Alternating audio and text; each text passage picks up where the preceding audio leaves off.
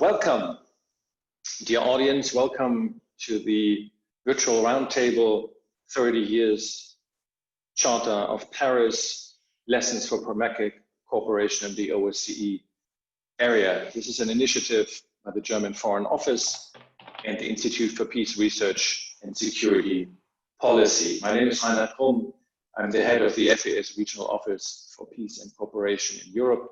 I'm the moderator and I will guide you through the program and hopefully succeed in initiating an inspiring and memorable discussion. That would be at least our goal, and this entirely depends on the participants who I will introduce in a second. I would like to give the word to Cornelius Friesendorf, one of the organizers who heads the Center for the OSCE Research, the core, mostly known by you, the Institute of Peace Research and Security Policy, the IFSH. Christian, Cornelius, it's up to you. Yeah, thank you, Reinhard. It's an honor to welcome all of you to this virtual roundtable. It would have been very nice to meet all of you in person today for today's discussion, but we're trying to make the best of a situation that will hopefully improve soon. Reinhard will tell you more about the event in a second. I would like to limit myself to thanking those who have made this event possible. First of all, my thanks go to the German Federal Foreign Office for co-organizing and for funding this event. And I would like to further thank the OSCE Secretariat for technically hosting us today, the panelists, of course, Reinhard for agreeing to moderate and for the good cooperation over the years, and hopefully for many years to come.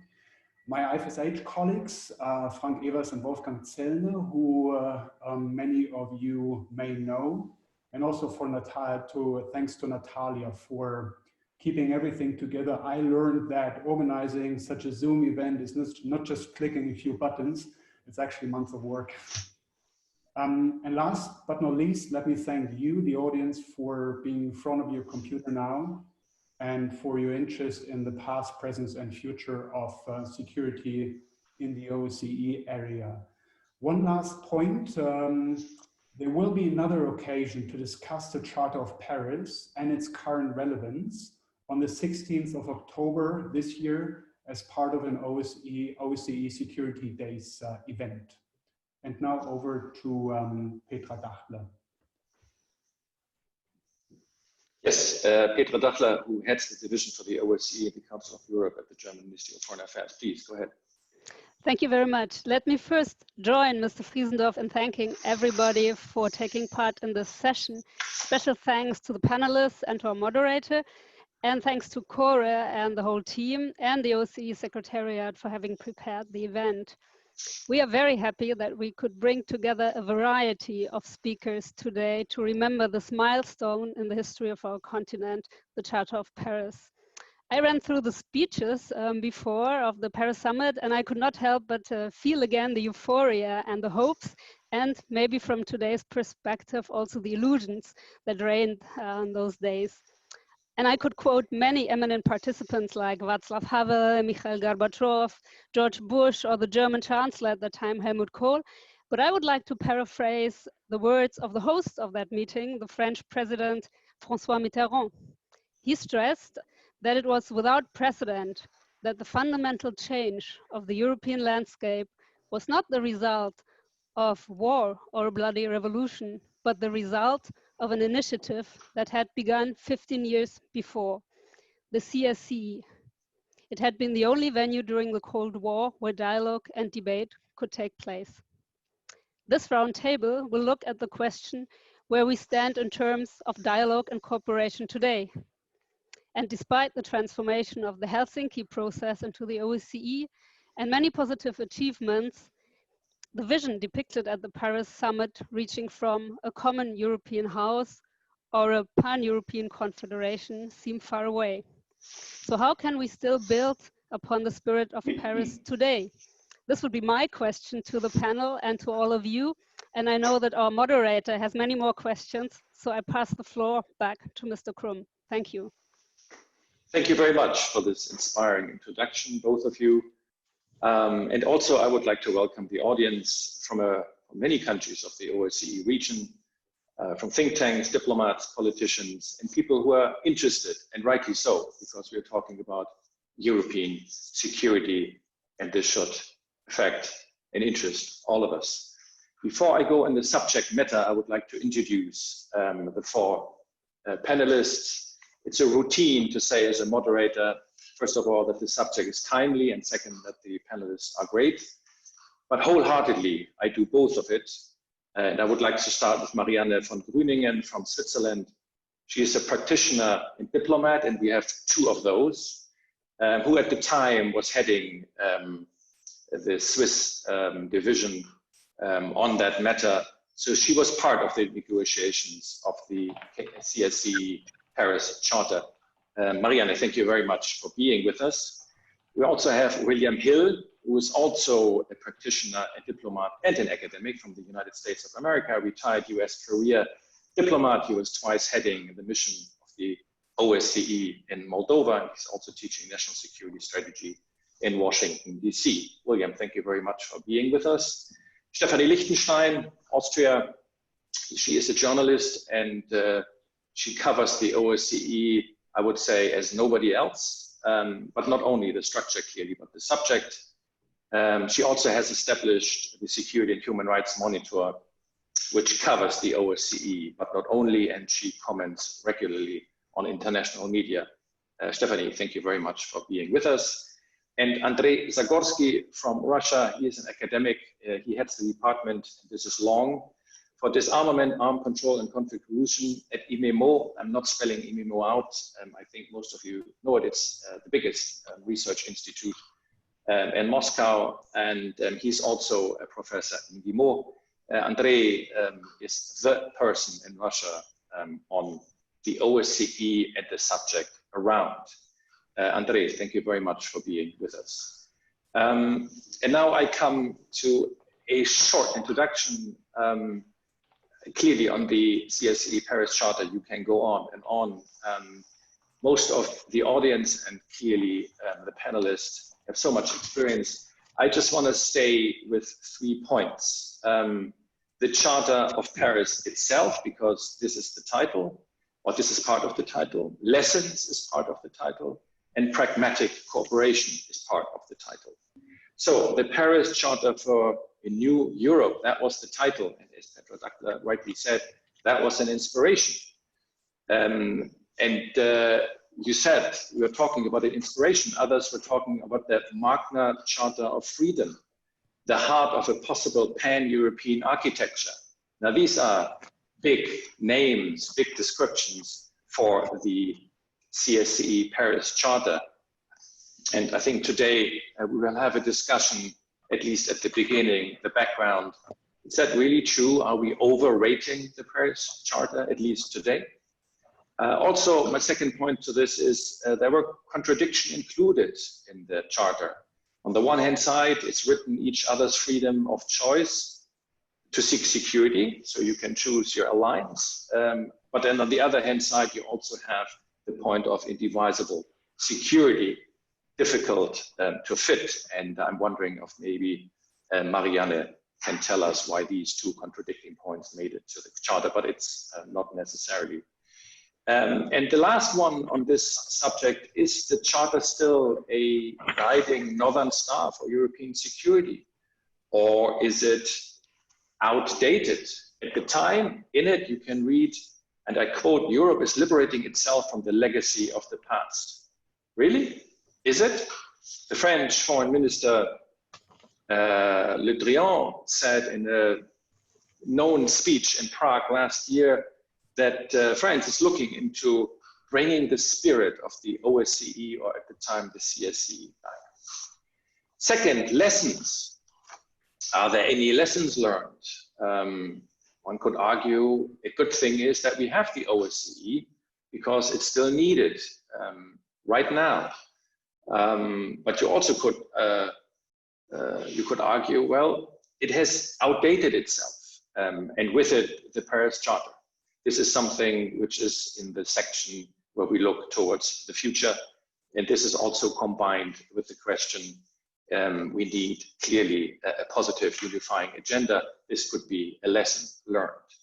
And the last one, pragmatic cooperation.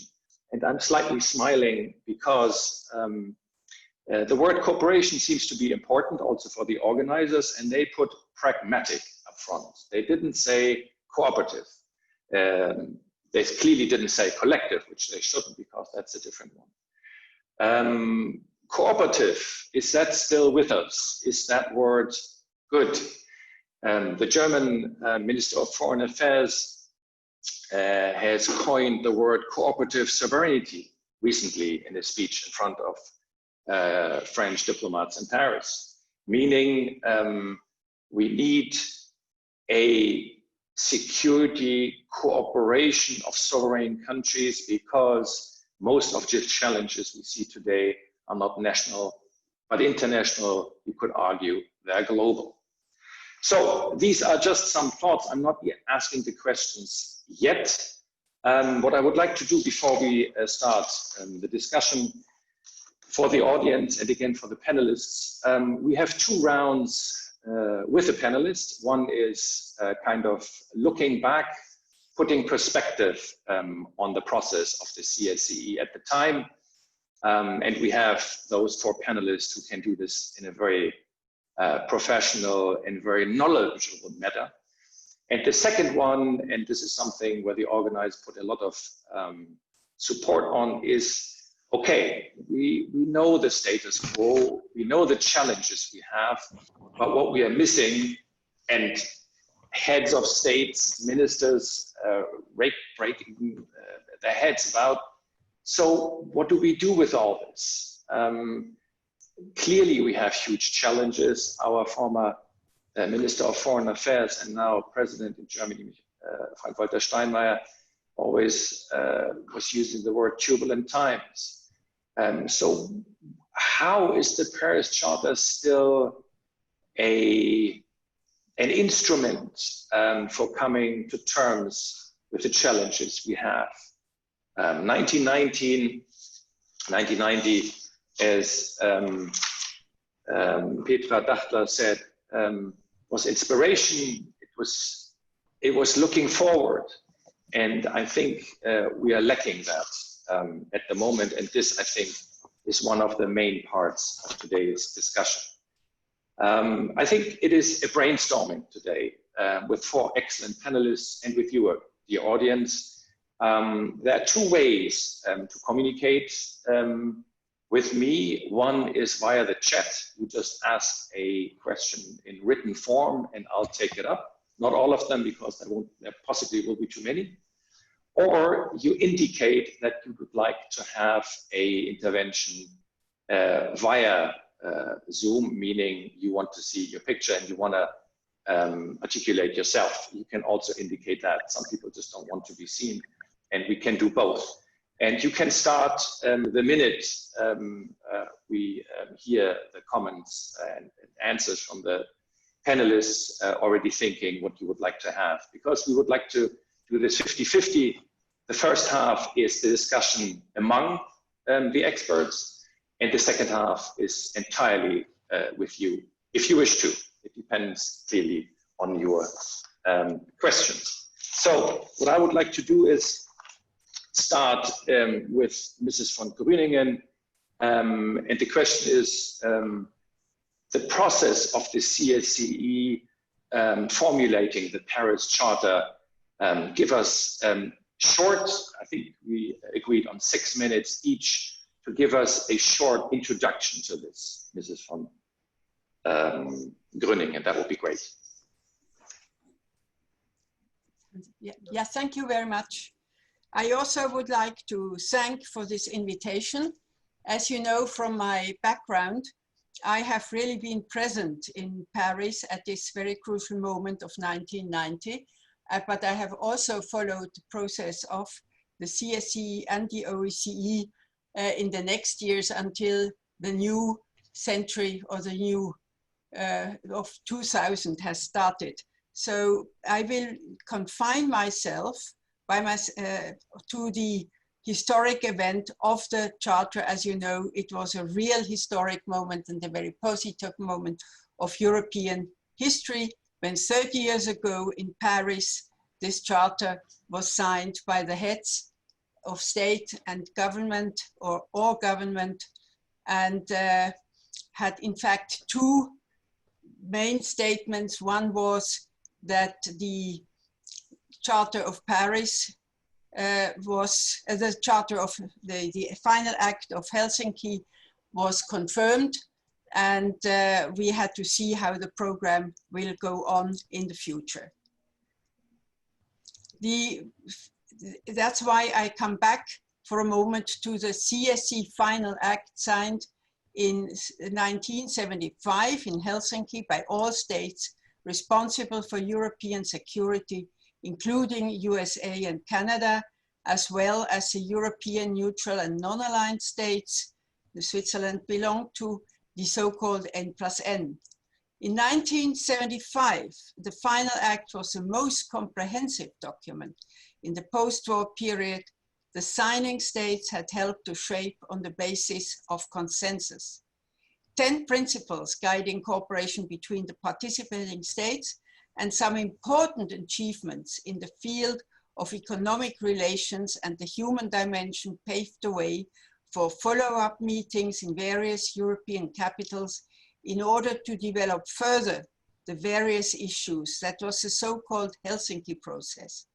Moreover, in the late 1980s, in the framework of CSCE, negotiations on confidence and security building measures and between NATO and Warsaw Pact states on a legally binding treaty on conventional armed forces, the CFE, took place, the CFE treaty being signed separately at the 1990 summit in Paris, and both documents being endorsed by the Charter. The most important objective of the Charter was to declare, I have already said it, the end of the Cold War, and to establish, on the other hand, a program for a new era of democracy, peace, and unity, as the title of the preamble indicates. For the last time, the heads of delegations of neutral countries were asked to take care of the moderation of the three parts of the Charter. That means, firstly, a full list of the CSCE commitments. Secondly, guidelines for the full implementation of all CSCE principles and provisions, giving a new impetus to a balanced and comprehensive development of our cooperation. And thirdly, new structures and institutions of the CSCE process. Before the negotiations of the Charter started, it became obvious that for some, the Charter was a concluding document also for the CSCE process that had now fulfilled its duty to bring Europe together.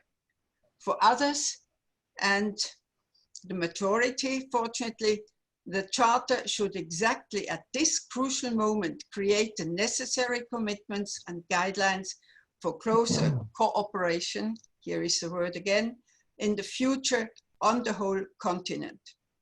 While the Warsaw Pact was dissolved soon after the Paris summit, some NATO members expected to take over the rules of the Charter in NATO as a new dimension of peaceful activities. Similar ideas came from the Council of Europe, and the European Union wanted to use some ideas for its political dimension. These intentions were sometimes felt during the negotiation of the Charter. I don't have to tell you in which forms. But as a whole, in 1990, the Charter was negotiated in a climate of enthusiasm and optimism to have reached, with the help of the people and some new leaders, especially in Middle and Eastern Europe, to overcome the division in East and West, the best known symbols being the fall of the Berlin Wall in November 1989 and the unification of the two German states in October 1990. That means very shortly before the meeting in Paris, and to create together a new peaceful Europe. As to the content of the Charter, I will start with the positive aspects. We put and then come later to the more negative aspects. We put the overriding goal of common security and cooperation in the center and considered the various topics as different aspects of that goal influencing each other. That means we abolished the idea of the three baskets that were simply used still in Helsinki. The Charter thus contains the commitment of the participating states to build a democratic system based on the will of the people, on freedom, justice, and peace, respecting the rule of law, human rights, and fundamental freedoms, economic and social security, including environmental activities. Further commitments are the protection of national minorities, strengthening the cooperation among peoples, peaceful settlement of disputes, and the continuation of the disarmament process. The Charter repeats also the commitments in the UN and the Helsinki Final Act to avoid threat or use of force against territorial integrity or political independence. This seems to me nowadays very important to repeat. Now, new topics were environment, migrant workers, and the relationship with non-participating states of the Mediterranean region. The call for including NGOs in the cooperation of the CSCE was only successful in the summit of 1992 in Helsinki. Negative elements, to my opinion, were in particular that some participating states were reluctant to create the necessary instruments and institutions for the implementation of the commitments. They also had no great understanding for the argument that even though the Cold War was over, Europe might be confronted with new conflicts and CSCE should be ready to support peaceful solutions before an armed conflict breaks out. Thus, the institutionalization was confined to a minimum. After the summit in Paris, the next summit meeting was fixed for 1992 in Helsinki. Other summits should be planned according to the situation. The ministers for foreign affairs should meet as a council regularly, at least once a year. A committee of senior officials should review issues at stake, prepare summits and ministerial meetings, and in particular convene in emergency situations if ever a crisis should break out. So one could even not imagine that a crisis was breaking out. And when we think what happened very shortly afterwards with Yugoslavia, with the Soviet Union and other conflicts, then it was really a bit short-sighted to not go ahead earlier. In addition to these pragmatic institutions, there was also a small secretariat foreseen in Prague for administrative matter, and in Vienna there was a conflict prevention center and an office for free elections, today the ODIHR, for democracy and human rights, opened in Warsaw. This light and decentralized structure was not sufficient for handling the upcoming Yugoslav war and other conflicts. The institutionalization was enhanced step by step, usually after the conflict broke out, instead of anticipating it, until the transformation of the CSCE into an organization with its center in Vienna at the summit in Budapest 1995, but this passes by my topic. I only wanted to answer also to what Reinhard has questioned me, this difference between the common security and the freedom to join alliances or not. I think this was a remark very much coming out of the situation of Paris in 1990, when the two pacts, alliances, were still working, And this question was in fact not so much anymore in our heads when we knew that the Warsaw Pact would finish its activities. And it was also the freedom to join. You could have different ways of joining, of making common security. I think that also a neutral state has an interest that we have a common security without having the need to be in an alliance, and other countries feel that they can better fulfill this objective of common security through an alliance that is perhaps more protective for certain states. This is the short answer I would like to give to your question, Reinhard. Thank you. Thank you very much. That was enlightening. It's a very good foundation. Not all of us clearly have been there. You have the experience and you put it well. You also made a couple of critical remarks. We will come back to that.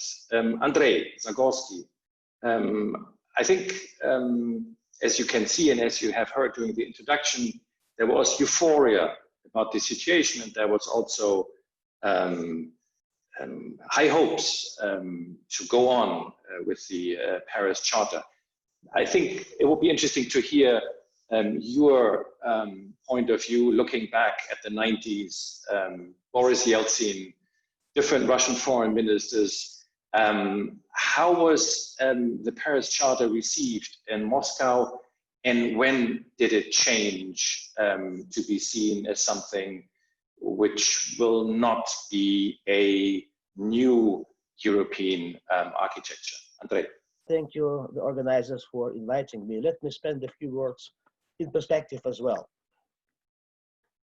The Helsinki Final Act, 1975, instead of fixing status quo, fixed a modus vivendi, with a set of rules to which all the participating states agreed. In fact, the freedom of alliances was fixed already in the Helsinki Final Act, at that time very strongly promoted by Romania with support of France. Although nobody would believe that until the end of the Cold War, this freedom would be exercised by even the country like Romania. When we approached the Paris summit, and in fact the turning points were coming already in 1989, with the Vienna document 1989, with the Copenhagen document 1990. And in December 1989, it was a proposal voiced by Mikhail Gorbachev, being on a visit in Italy, said we need a Helsinki 2. The whole formula we want a Helsinki 2 was implying that we need to come together and looking at the demise of the Yalta order, agree on what principles and in which institutions the new order in Europe would be developed, in Europe coming together. In fact, the Paris summit was, the agreement was in 1989 that the next summit would take place in 1992 in Helsinki. The Gorbachev idea was let's move it earlier. Let's make it in 1990, and let's put the question of institutionalizing the CSC as the main tool for the discussions. So this was indeed a very much enthusiastic period. I was also in the PrepCom for the Charter of Paris. I was co-writing on this. It was definitely much easier negotiation than anyone before. Already in Copenhagen, you may not envisage the landmark Copenhagen document. The whole drafting process took us 10 days, from the creation of drafting groups to the acceptance of the document. 10 days, a document of the magnitude of Copenhagen document. The same would be true for the Charter of Paris, not without difficulties, but at that time the major lines of controversy were going not between the Soviet Union and the West, but rather within the Warsaw Pact, and it was the most difficult part of the job of coming to the grips on this. Nevertheless, the Charter of Paris indeed was marking a turning paradigm. We were over the Yalta order. I can tell you that at least within the Soviet delegation, no one would have any illusion about what we negotiated. It was three basic values which were enshrined in the Charter of Paris. Democratic institutions based on the pluralistic democracy and human rights. Secondly, economic freedom and social responsibility. And number three, equal security. The three blocks, and the idea was the philosophy, not only by the Soviet policy at that time. I may remind you that there was a proposal by Jerzy Hayek, the foreign minister of the then Czechoslovakia. There was a plan by the Polish Prime Minister Tadeusz Mazowiecki. There was a Genscher plan at that time. So this was a basic idea, anticipating Europe growing together on the basis of the three core values. This was very much about the institutional way how this would happen. The idea behind the Charter of Paris, behind the institutionalization of the CSC, was to let Europe grow together under the roof of the CSC and the OSCE.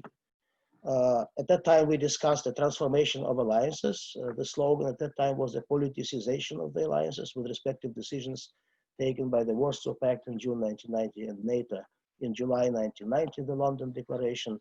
So I think the philosophy of this period was reflected very much in the Hayek plan, who was suggesting a process that the two alliances would exist for some time. They would transform into more political blocs.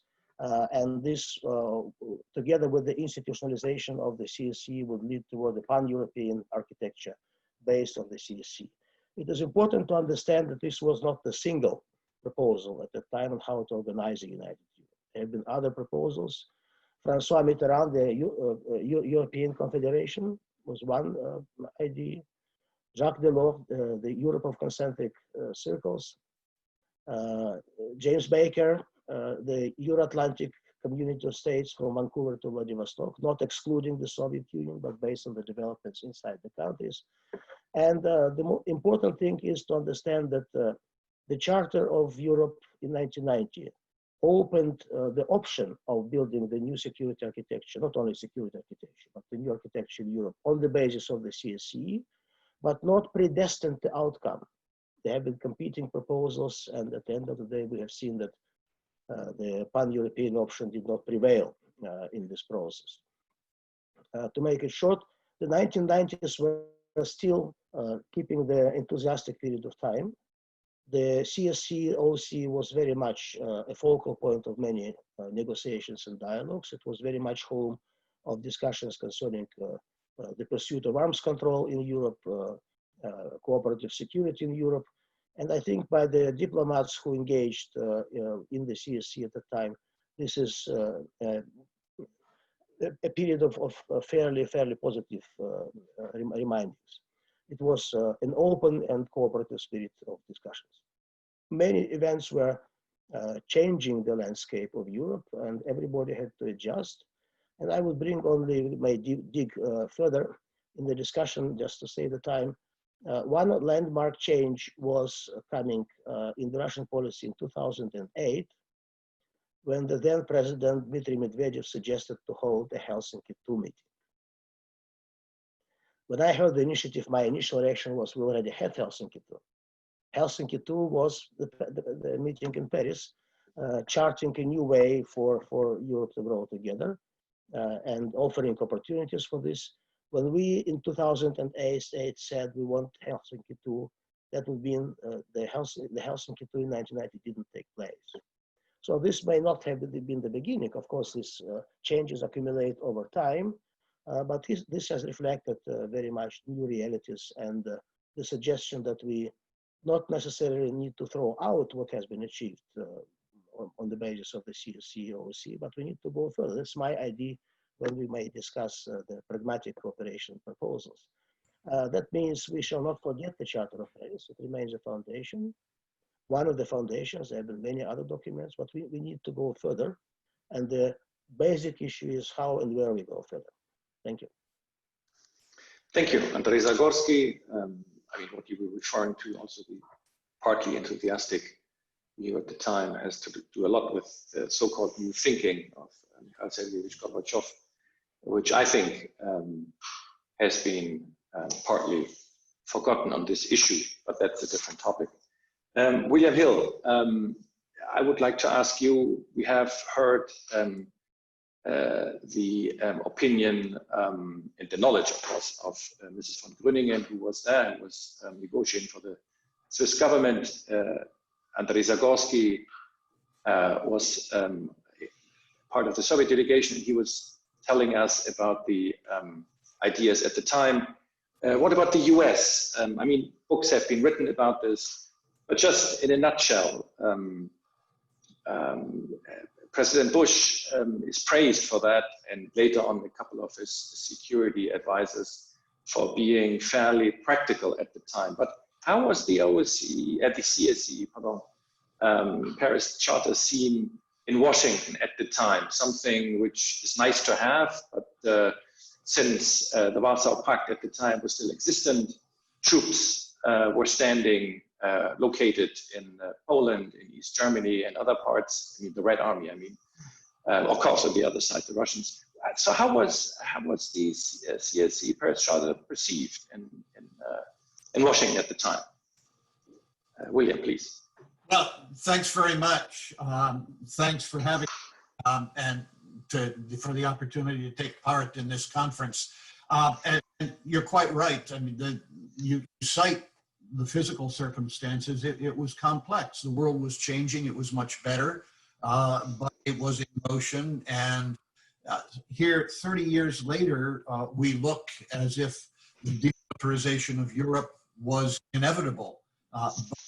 Looking at it in mid-1990, it was seemed by no means inevitable. I took part. I was in the U.S. delegation to the Wiener Treffen, and helped to write the Vienna concluding document. I covered the Copenhagen meeting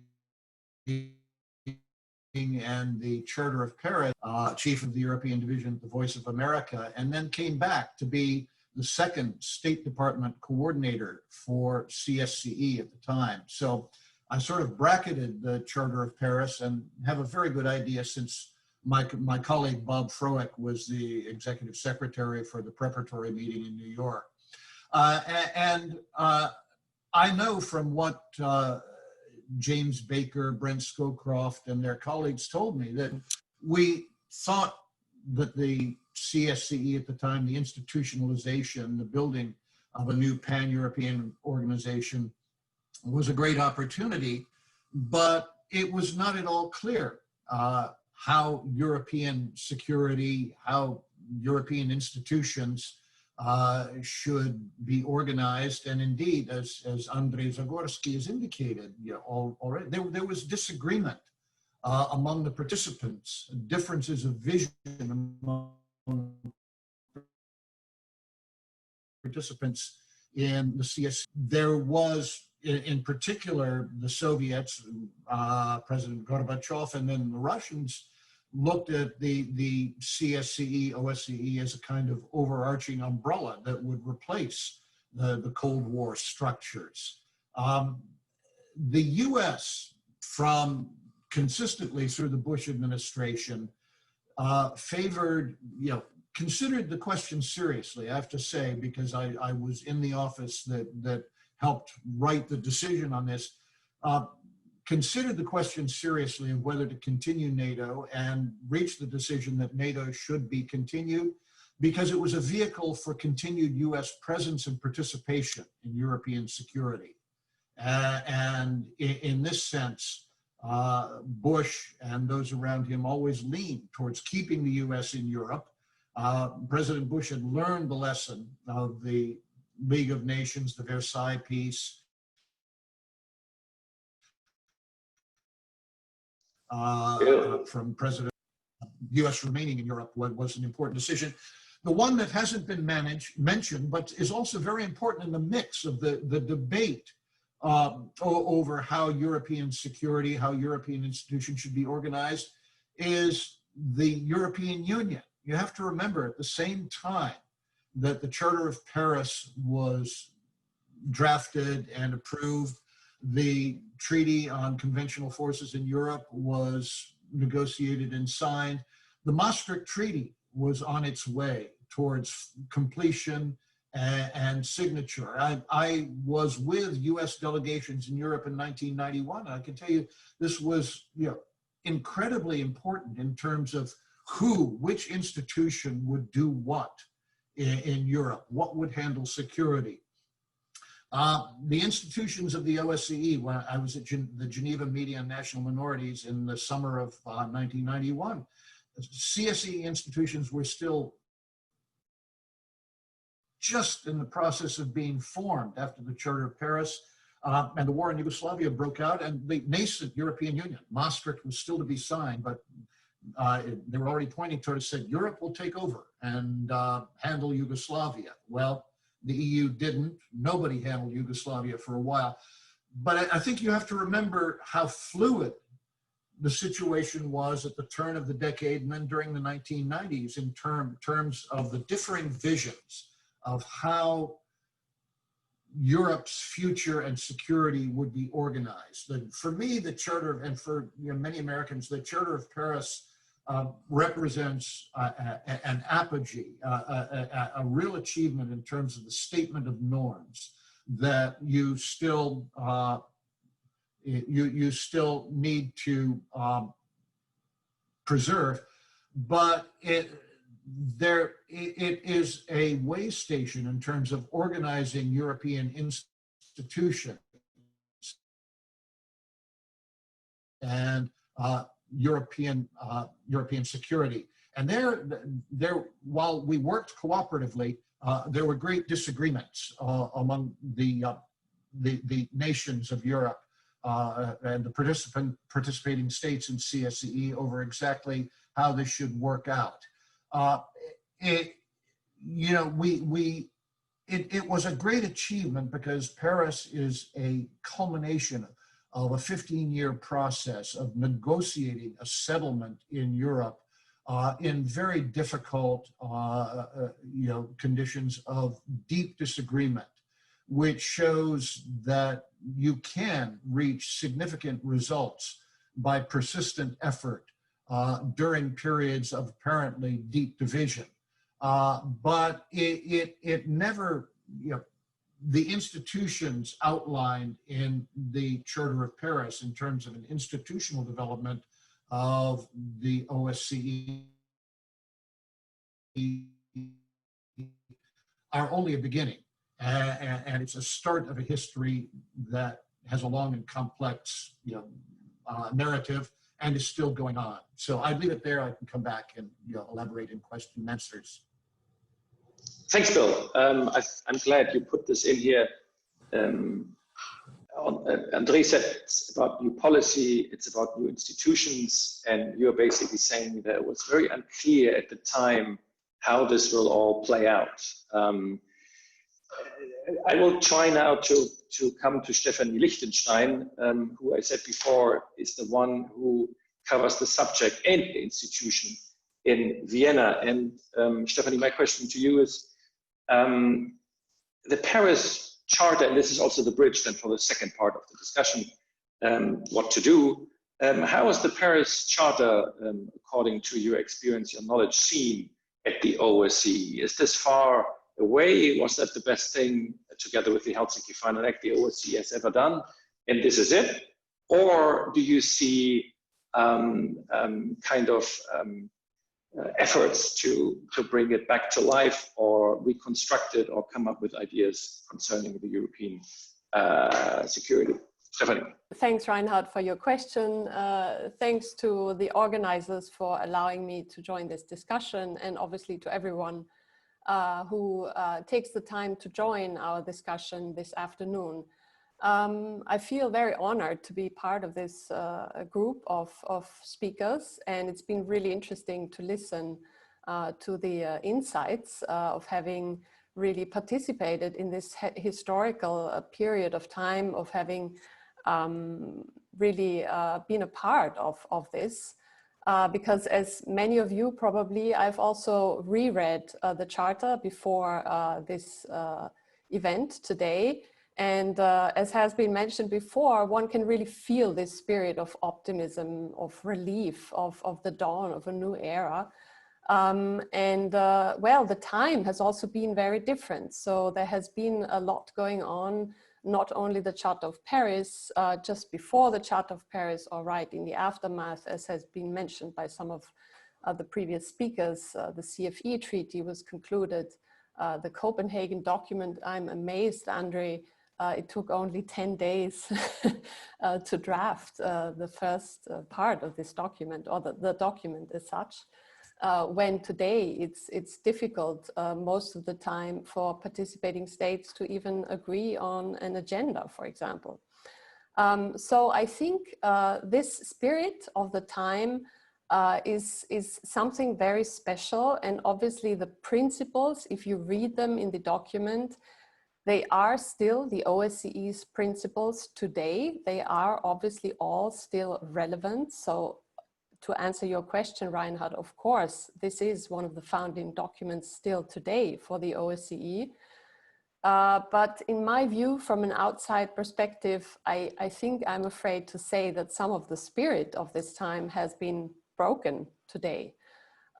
Because if you read one of the first few sentences of the document, it reads, "The era of confrontation and division of Europe has ended." Well, as we can see today, there is still a lot of division and confrontation going on, unfortunately.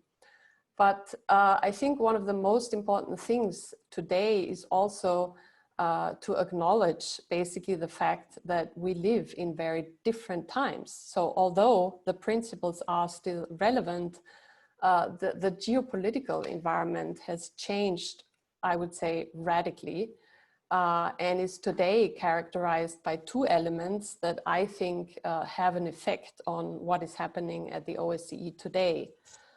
So first of all, you can see an increasing great power competition among main players such as Russia, the United States, but also China. So even if China is not a participating state, I think this contributes to this general geopolitical atmosphere.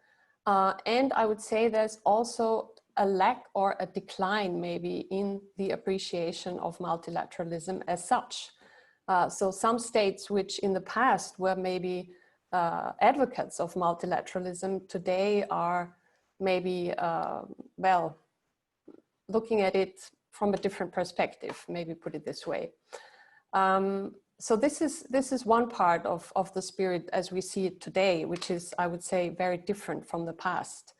And the second aspect that I keep on mentioning and that I really see in the OSCE today as one of the main problems to cooperation is that I would say that there are two camps now in the OSCE when it comes to the question of cooperation with Russia. There is one camp that really argues engaging and seeking the dialogue is important despite everything that has happened in the last 30 years. And according to them, this is essential to prevent further escalation. And then there is a second camp that argues, well, something slightly different. Basically, this camp says, well, as long as Russia's current breach of international law, particularly with regard to Ukraine, but also many other issues, as long as this prevails, there cannot be a so-called return to business as usual. And I think so these two camps really are having a trouble in the OSCE finding common ground. And so these two developments today, I think, are one of the main problems why there is a very different spirit and why cooperation is very often undermined on several issues that we will probably discuss in the second part of this panel discussion. But I think, well, to maybe conclude my point, Reinhard, this is what I've been trying to say. I've been trying to say, yes, obviously the spirit is very radically different today, but the principles of the Charter as such are still the foundation of the OSCE today, in my view. Stephanie, thank you very much. Good points there. I would like now to switch, and thank you very much for doing that, Stephanie, to go now okay, what to do? We skip the part which we usually concentrate on in conferences. Why did this all happen? We'll skip this because I think you in the audience and clearly the panelists have an understanding. We have written about it, we have heard about it. That's done. Now, what we want to talk about is ideas, not to get out of this mess at all, but something kind of in this order, since this is a brainstorming, and I think the audience would like to hear you come up with some, ideas, intellectual light on this discussion, and you're the ones. You have experience, you have been there, you're observing it, you're analyzing it. And I would like Andre to be the first. Andre, in a couple of talks we had, I think you once mentioned that the CSC Charter is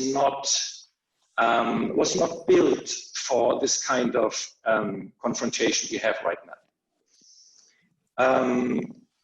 Looking at the OSCE today, and Stefanie said it, basically cooperative security is already a political statement. A couple of countries would say, no, there is no cooperative security, and for the moment, nothing even in sight. So Andre, another point always coming for you, which I think is very useful, you always talk, and you did this today, about the modus vivendi. So we're not talking about, we are not looking for ideas for new security architecture, that would be hubris. But how do we get a modus vivendi which could be used as something waiting for better times, but not being passive, but at least trying to have something in common? And if you don't mind, I would bring in here the audience. We had a question from Klaus Krömpers, who is a former Brussels correspondent of German television. He says, the US is leaving open skies, and at the same time is wondering about starting testing nuclear weapons. Now, with this kind of approach, how do you get even close to a modus vivendi? Andre, please. Yeah, first of all, I believe defining a new modus vivendi is the right way to talk about these days, because I don't believe that we can agree on a new firm status quo in Europe. Second point would be, Stephanie is correct, the atmosphere is fully different now than it was in 1990, but I may tell you that the atmosphere was fully different in the period between 1978 through 1989 as well. And I went through very, very various debates without moving any way forward in the CSC. So since we have bad times now, doesn't mean that these times can change. Third point is, I would use the traditional CSC OSCE approach to moving forward. And I will give you one example from the human dimension, but there are many examples from other dimensions. The Helsinki Final Act committed all participating states to benevolently consider applications for emigration. To the Belgrade meeting in 1977, the Soviet Union came with a self-report on changes and improvements in the Soviet legislation. The Western countries would say it was not enough. It was not fully meeting the goal or the objective, the target of the Helsinki Final Act.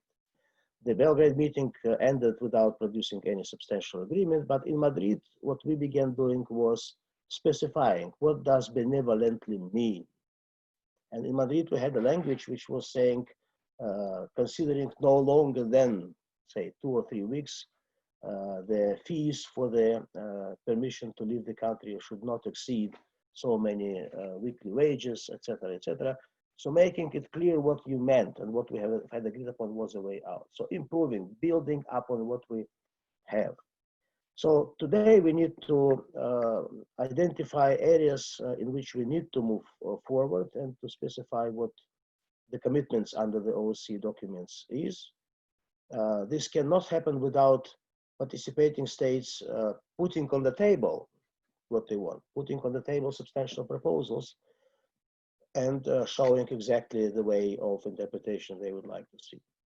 My idea is, and I'm fully open to consider any others, I have singled out at least 2 issues where we can build up on the commitments under the OSCE. The one is exactly already mentioned by Reinhard, can we reconcile the freedom of alliances with another commitment under the OSCE? This is in the 1994 Code of Conduct on military political issues, which explicitly specifies that while exercising the freedom of alliances, everybody has to take into consideration legitimate security concerns of other states. And I may say that we did this in the 1990s when NATO approaching the enlargement would not enlarge until reaching an agreement with Russia.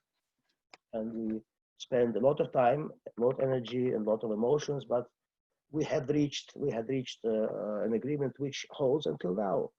So we discussed these issues. And what was happening in the late 1990s, Moscow was putting on the table problems that might be confronted with as a result of NATO enlargement, and we together cooperatively sought for the solutions of those problems, and we found them. So can we reconcile the two issues in this way? My second point will be we need to revisit the principle of non-interference, particularly against the background of contemporary discussions concerning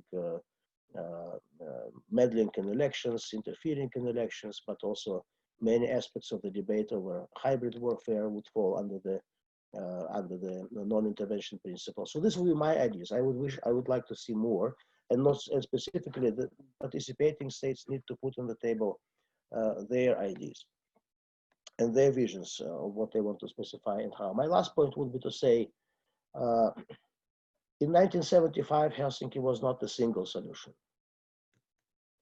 In 1990, the Charter of Paris was not a single solution. There were many other avenues for discussions and many other arrangements. These days, the OSCE refining would not be the single solution either. We need improvement in cooperation with various, within the OSCE, of course, but also with various organizations like the European Union and NATO, because many issues are subject of particular decisions and discussions within and with those organizations and not in the OSCE. Thank you. Great, thank you very much. I think this is a very good point concerning that at the time and now the OSCE is clearly not the only organization which should come up. In the program for the next 3 presidencies of the EU, which is Germany, Portugal, and Slovenia, one of the points is that the EU will try to work closer with the OSCE to look for security in Europe. So here's the EU. William, I would like to ask you, same question I have asked Andrei, and what Andrei has asked this round. So are there any concrete steps, at least to move towards calming down what we have right now, at least stopping what we have now right now, which is a and I think, William, you have written extensively on that. You wrote a thick book, which is worth reading, all the pages, and you can give us a shortcut on this book in 5 minutes if possible. Okay, well, thanks. Well, I won't try to capitulate it. I mean, the book, No Place for Russia, looks at European security from the late 1980s until the mid 2015, 16, 18, and examines how the structure of security grew over those 30 years. But the point is that, we dealt with certain questions in 1990 or the 1980s, early 1990s. Life outside has moved on since then. And one of the things that's important, the OSCE retains, is the fact that it's the only forum, the only institution that has as its membership all of the states of Europe and the two major countries of North America. As such, I think it's a forum. If it did not exist or cease to exist, someone would have to reinvent it. But what has happened, there are two things, I think, immediately that Andrei alluded to one of them, and I think two questions that we could look at in the forum or in the framework of the OSCE today. One is conventional arms control or conventional security. The old arms control regime with the CFE Treaty, Vienna document, has basically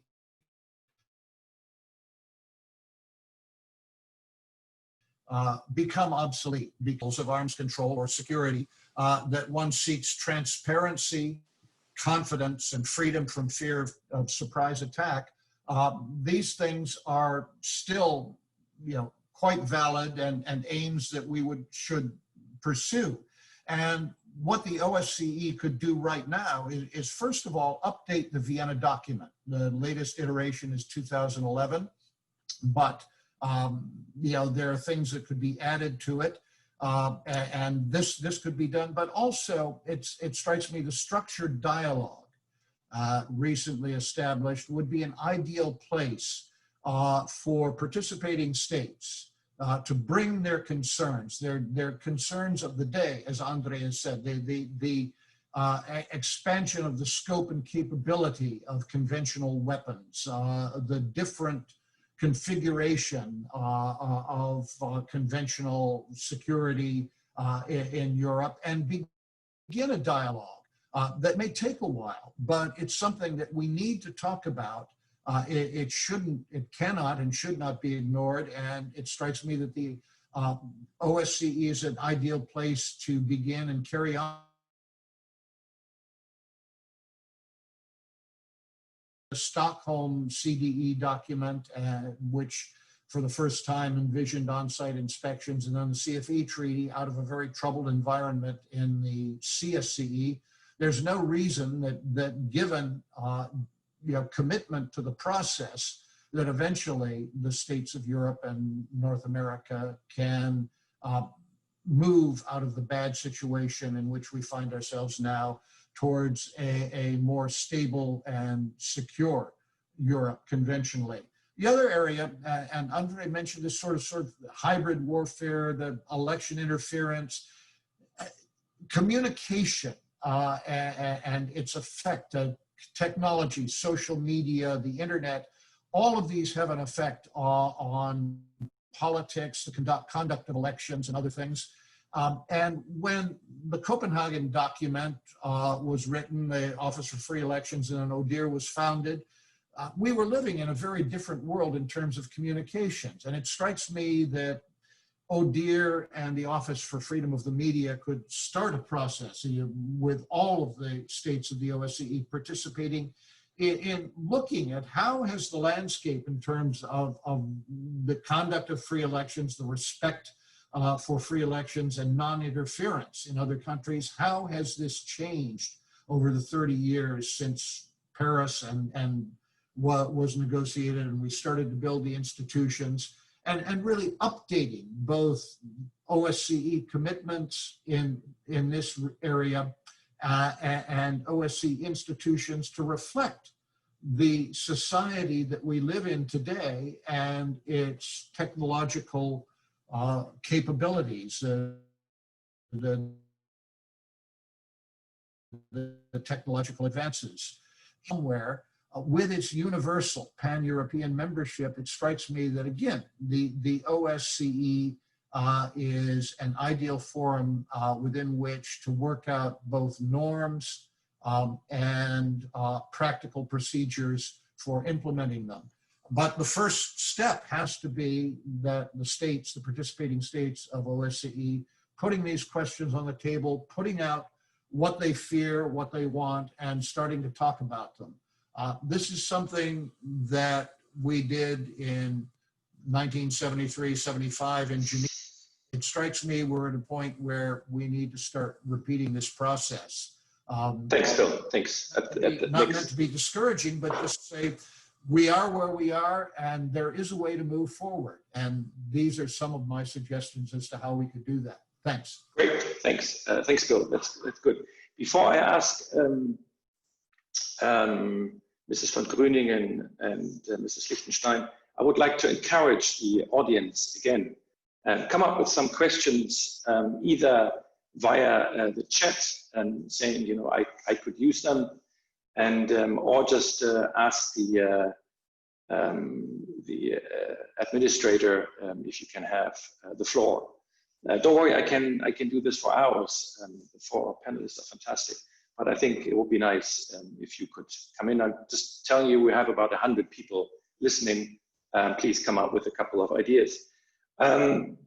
My question to Stefanie Lichtenstein is, you heard proposals which are partly around in terms of conventional arms control. André said about interference. Is there a way to come up with rules? And I know that the OSCE has done that. I think they started doing this at the Hamburg ministerial meeting in 2016. But what is your feeling being around the OSCE, within the OSCE? Are there any sensors on this? Or, which we have discussed also a couple of times, is the modus vivendi or the status quo not as bad as we're discussing it, and it's good enough for everybody, so why bother? Stefanie. Okay, thank you very much, Reinhard, for your question. And many of the things from the two previous speakers make a lot of sense, many of the suggestions, but the more I listen to them, the more I'm asking myself whether maybe something, whether we need a very bold suggestion here. Because if I look at the OSCE today, also, you know, looking at the current situation, for example, having all these problems, disagreeing, even on very minor issues, disagreeing on reappointment of senior personnel, disagreeing on the budget, disagreeing on agendas. We are now discussing a lot of substantive issues. So I'm asking myself, how can there be agreement on matters of substance if it's already so difficult to agree on such small things? And one of my main conclusions on this is that very often the OSCE suffers from a lack of attention in important capitals in the OSCE region. And I really do think we need much more awareness and attention paid to the OSCE. And maybe one of the ways to do this would be to have an OSCE summit again. The last summit was actually 10 years ago. So the OSCE summit in Astana, this is actually also the anniversary of the Astana Declaration, if I'm not mistaken, in 2010. There hasn't really been anything in the last 10 years. And to me, it's striking. I'm not sure anymore, where is the common ground? Where is the basis for everyone to agree on? Where is maybe also a vision? So I think if the participating states had some sort of focus on this, and also in the capitals, not only here in Vienna, but also in the capitals of the OSCE region, if there was a need to really focus on this and to come up with maybe a new statement of common purpose where you reflect on the past, but you also look at the current reality and at the future. Maybe this would be a way to, I know it's a very bold suggestion and many will tell me this is impossible and the situation is far too difficult, but maybe this is a way to get attention again from capitals and all important players, not only a community of people like us who have followed the OSCE for a long time. And I think this could then maybe also tie in a bit with a suggestion that was partially made by Ambassador Hill about the communication. I look a lot at how to communicate the OSCE to the general public. And it is not easy, you can believe me, because first of all, I always have to explain what is the OSCE. So I know I don't have to explain it in this round of panelists and people who have joined us, but to a more general public, yes, I have to explain what is the OSCE. And I think if there's a more common purpose among states, then that might also improve a bit the way the OSCE is communicated to the outside world. It might make it easier if there's less infighting and less problems and less always this image that there's no agreement on basically nothing or very little agreement. I think this could radically help the organization establish itself as a key player in today's world.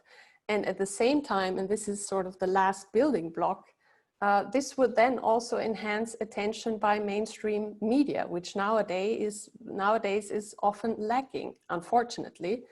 I think it's wrong. I try to do my best, but from what I can see, there's not enough attention from the general public, but also the media.